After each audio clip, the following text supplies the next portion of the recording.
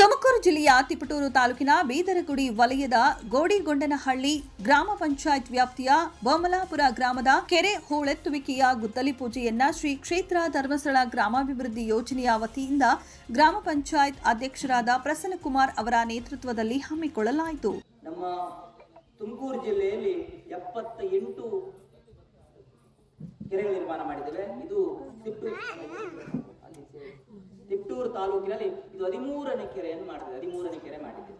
ನಿಮ್ದು ಆಶ್ಚರ್ಯ ಆಗುತ್ತೆ, 13ನೇ ಕೆರೆ ನಾವು ಇವತ್ತು ಮಾಡ್ತಿರುವಂತೂ ಈ ವರ್ಷದಲ್ಲಿ ನಾವು 3 ಕೆರೆ ಮಾಡಿದ್ದೇವೆ. ಒಂದು ಮತ್ತಿಹಳ್ಳಿಯಲ್ಲಿ, ಇನ್ನೊಂದು ಚಟ್ನಿಹಳ್ಳಿಯಲ್ಲಿ, ಬೊಮ್ಮಲಾಪುರ. ಇದು 3ನೇ ಕೆರೆ ನಾವು ಮಾಡ್ತಿರುವಂತದ್ದು.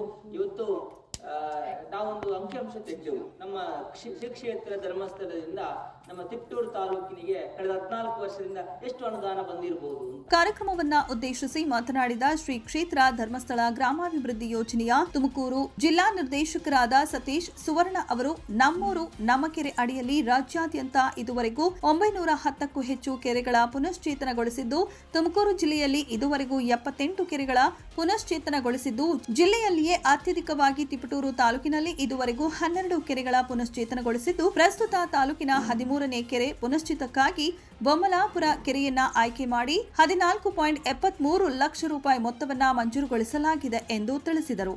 ಪರ್ಯಾಯ ವ್ಯವಸ್ಥೆಯಾಗಿ ಪರ್ಮನೆಂಟ್ ಸೊಲ್ಯೂಷನ್ ಏನು ಮಾಡಬಹುದು ಅಂತ ಹೇಳಿ ಕೆರೆಗಳ ಕಾನ್ಸೆಪ್ಟ್ ಸ್ಟಾರ್ಟ್ ಮಾಡಿದ್ರು. 2016ರಿಂದ ಸ್ಟಾರ್ಟ್ ಮಾಡಿ ಇವತ್ತು 910ಕ್ಕೂ ಅಧಿಕ ಕೆರೆಗಳನ್ನು ರಾಜ್ಯಾದ್ಯಂತ ನಾವು ಮಾಡಿದ್ದೇವೆ.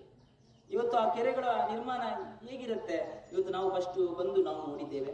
ನಮ್ಮ ಇಂಜಿನಿಯರ್ ಬಂದು ನೋಡಿದ್ದಾರೆ. ಅದಕ್ಕೆ ಸಂಬಂಧಪಟ್ಟಂತೆ ಒಂದು ಪೂರ್ವಭಾವಿ ಸಭೆ ಅಂತ ಮಾಡಿದ್ದೇವೆ.